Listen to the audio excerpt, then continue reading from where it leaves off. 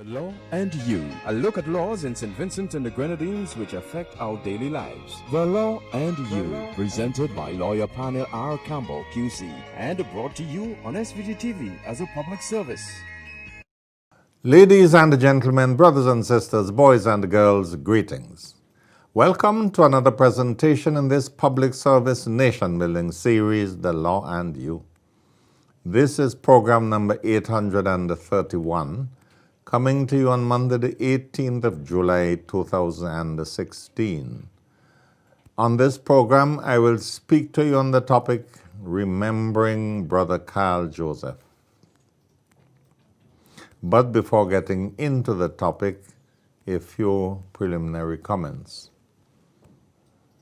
Beginning as usual by way of condolences. As I speak, and it is now just gone past 4 o'clock, taping a little bit late today.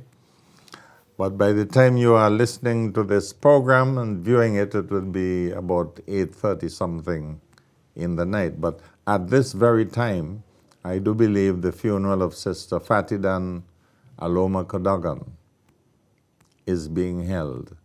And I want to send my deepest condolences to the member of Fatidan's family. Well, lately she was called Gospel Dan when she had turned from calypso to gospel singing. But Fatidan came on the scene and immediately captured the national consciousness. She was a consummate entertainer, and we became fairly good friends. She used to come by me and we would chat and so on.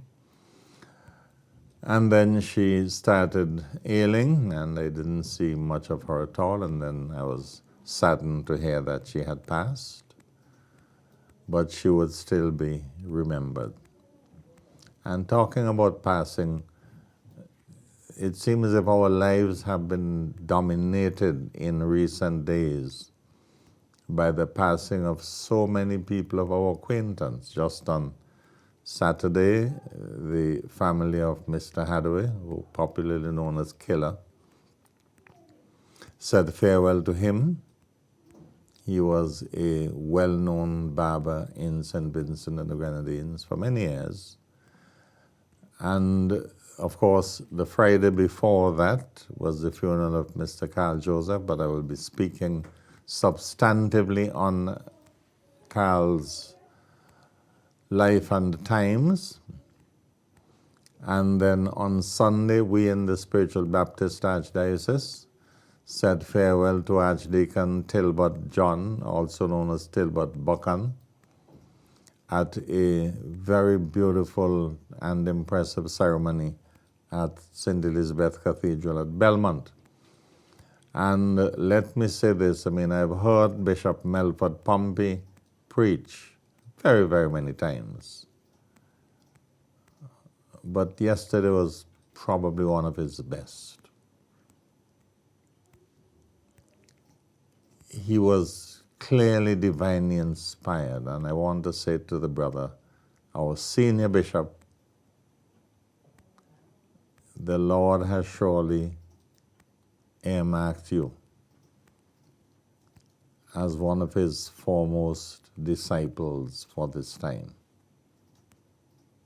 It was a powerful sermon, and he made it clear when he started preaching that he was not preaching to the dead who couldn't hear him, but he was preaching to the living, those who were in the cathedral at that moment.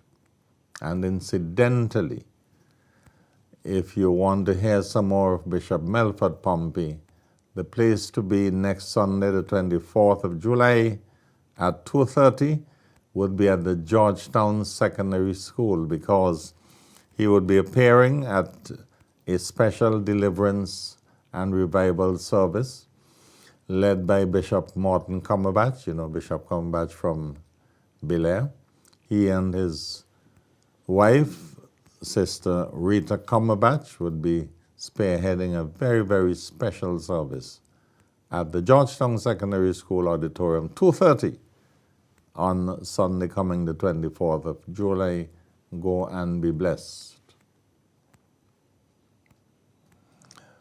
So back to Archdeacon John's funeral. Unfortunately, our Archbishop couldn't make it. He is not well at all, and I want to encourage our Baptist brethren to send up prayers for the Archbishop. But those of the clergy who were there, and there were very, very many of the Spiritual Baptist Archdiocese, gave Brother Tilbert a royal send-off. And let me say once again, condolences to Patriarch His Excellency King Edmund John, who was somewhat of a foster father to Archdeacon Tilbert John from the time he was a young lad going to St. Elizabeth Cathedral.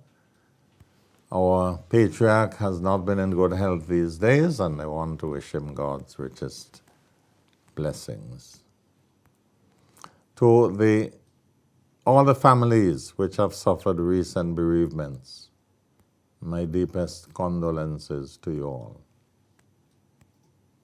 And even though the people in far-flung corners of the world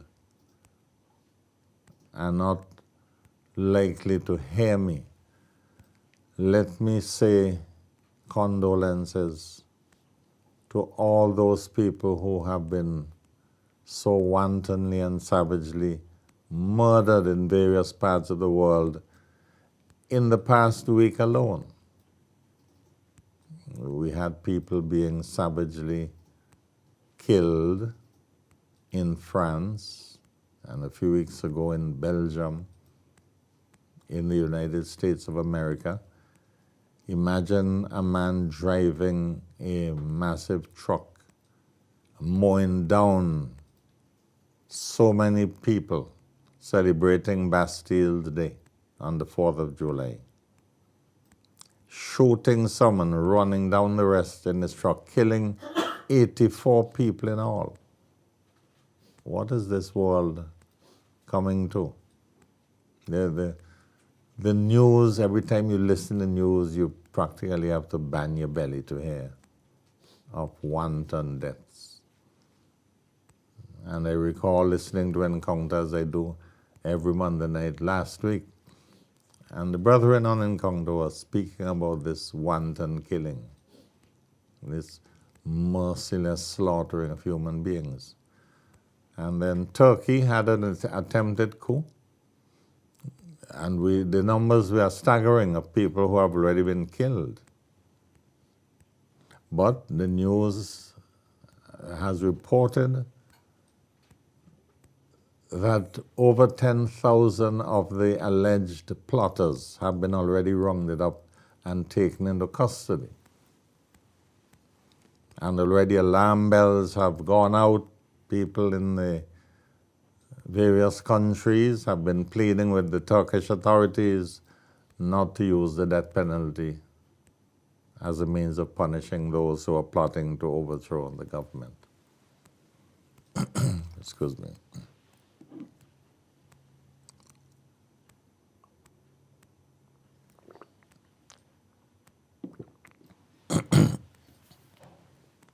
I want to apologize that I couldn't appear live last week, Monday. That is because had I attempted to come on the air, you would hardly have been able to hear what I was saying. My voice was practically gone. I had a very bad throat infection. Not 100%, but at least I think you can hear me tolerably well this evening. So whenever you see a sign comes up on the program and it says that Mr. Campbell cannot appear live this week, you know that I'm not well, or on the rare occasions that I'm out of the state. So bear with me, but thank you once again for viewing the program, and thank you for the encouragement and support. So many of you would usually meet me anywhere and tell me that you listen to the Law and You, and how you find it's beneficial for you, and I'm glad for that. That is what it is designed to do. It's designed to enlighten and educate. Amen? Okay.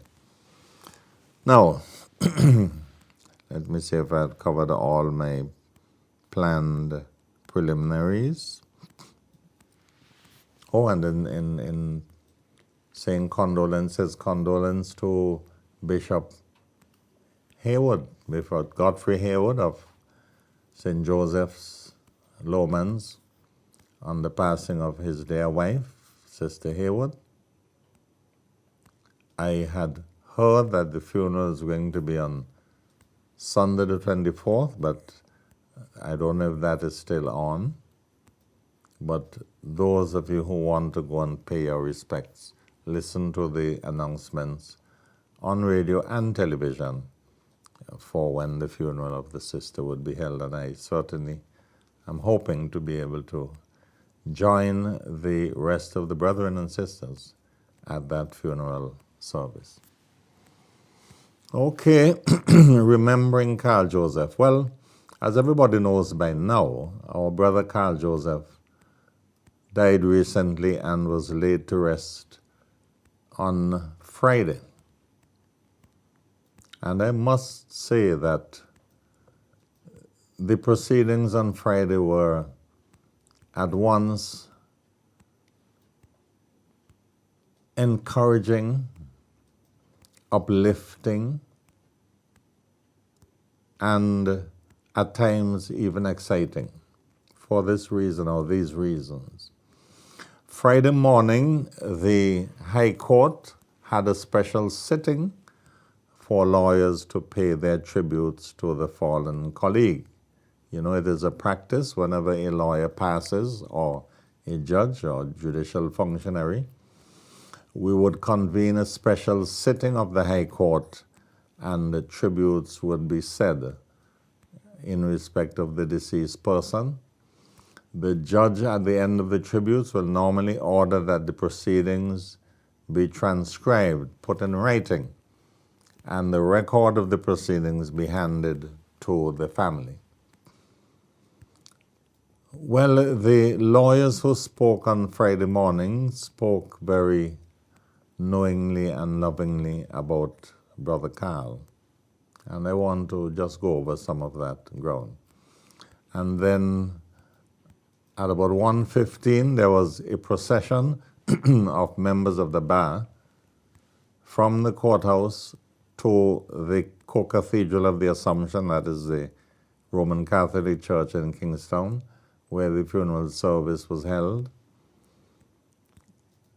And after the service, he was taken to St. John's Cemetery in the Billey area for the final resting place. But let me tell you about my good friend and brother, Carl Joseph. Carl, like many of us, came from the poorest of the poor. But like many of us as well, the Lord touched him at an early age. The Lord shepherded him through primary and secondary education. And it was the Lord's will that he ended up in England, where he did his studies, many of you would not know, first in nursing. Yes, Carl is a qualified nurse. He did his A-levels and his nursing training, and then he started reading for the law degrees. And eventually came back to St. Vincent and the Grenadines. Now, Carl hails from the Gomé area, and that is where he lived all his life, in St. Vincent and the Grenadines. He wasn't touched by the allure of living in other areas which were considered as residential areas, he remained home as a homeboy among his people in the Gome area until his death. He established a business place there. He was extremely active in the sporting community as a participant, mainly in cricket and dominoes, and as an active sponsor. I got to know Carl in about 1968. He is closely related to the Frasers at Bottom Rockies. And when I came back from Canada, he was staying with the Frasers. We then rented a house from the Frasers practically in their yard. So Carl and I were literally in touching distance of one another. He in the Frasers' house, and we in the rented house belonging to the Frasers. And that's where our friendship started and grew. Eventually, we both ended up as lawyers.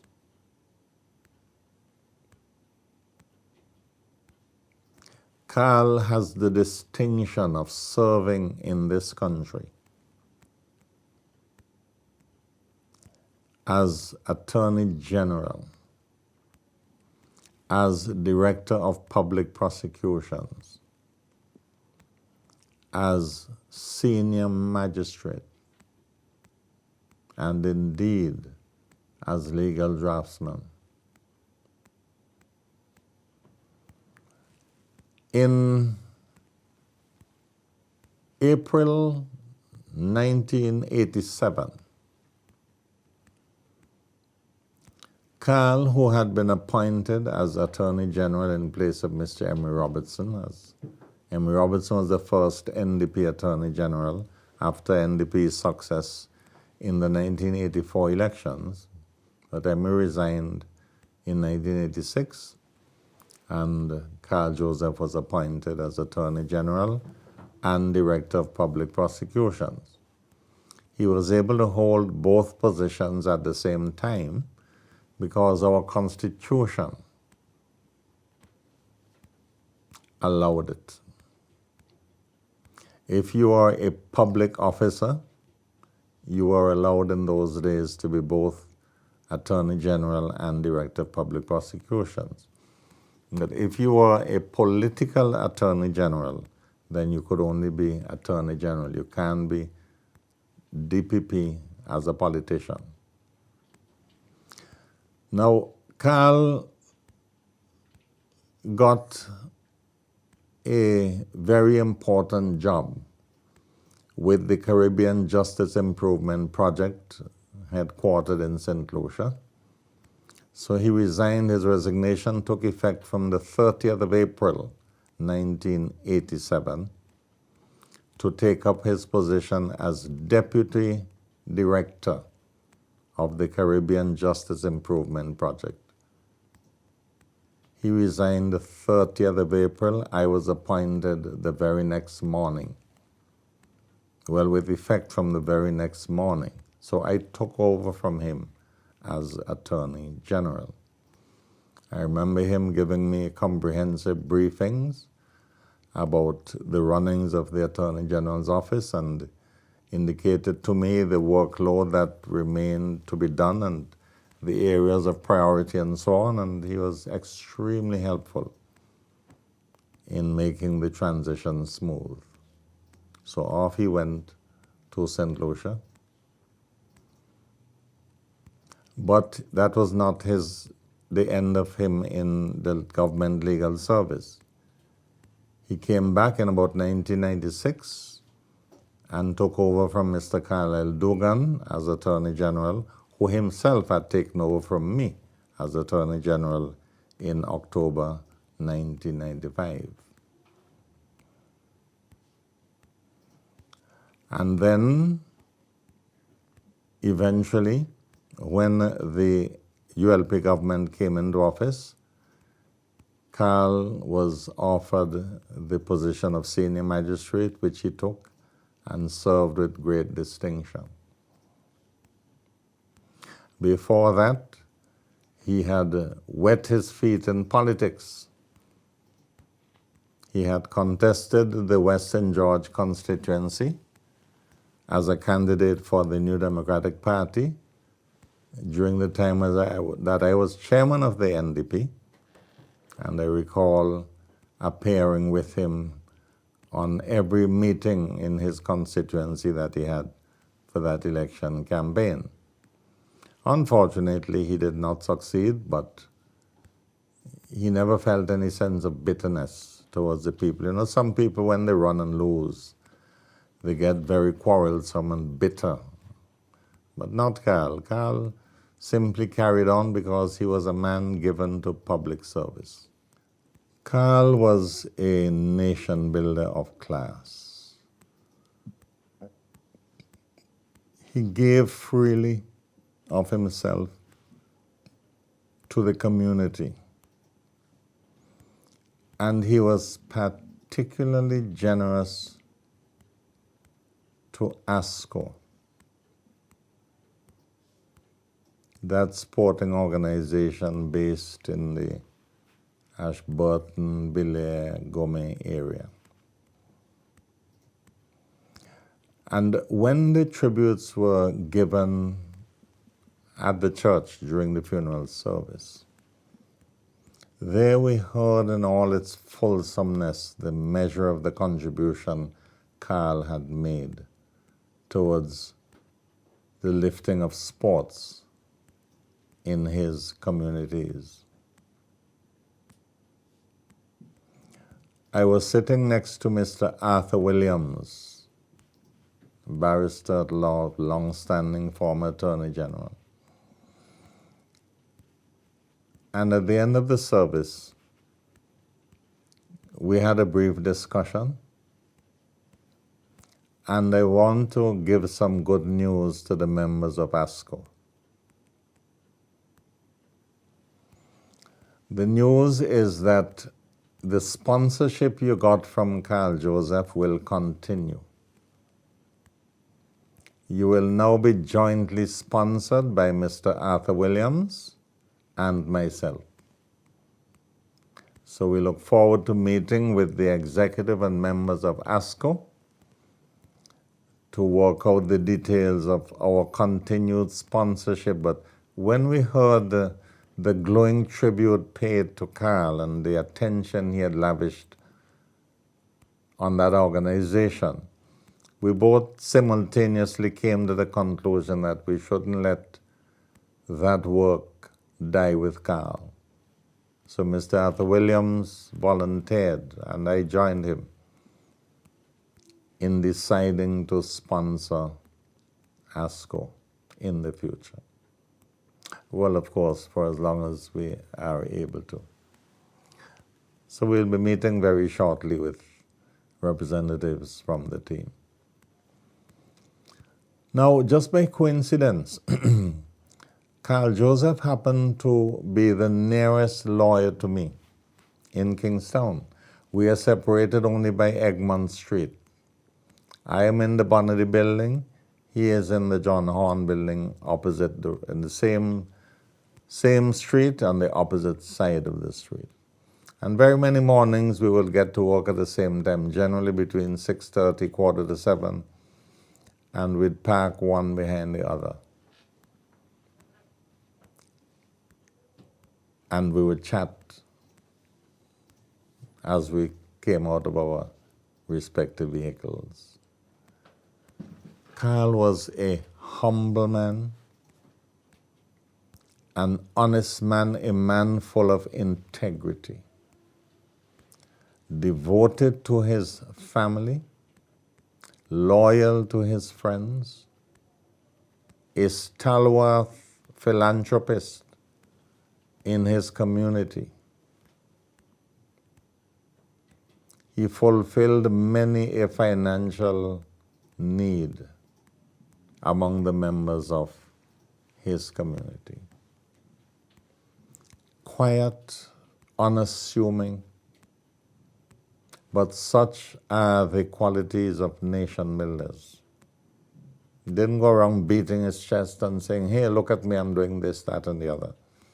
He simply quietly went about the work of building his country as a committed, dedicated patriot.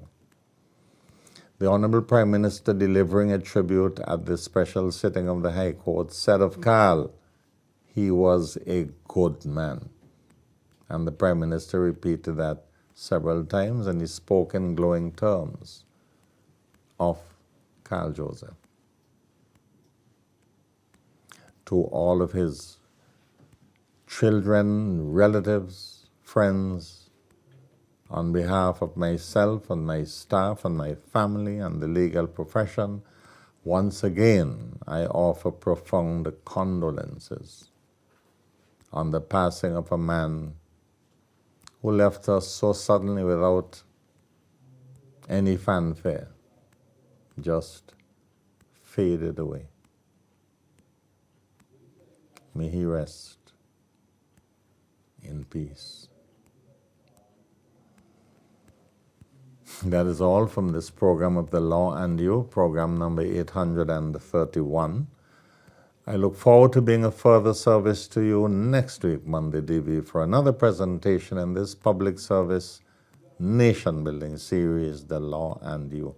Do have a very pleasant week, ladies and gentlemen, brothers and sisters, boys and girls, and may the good Lord continue to bless us all, and may He continue to bring comfort to the hearts of those who mourn.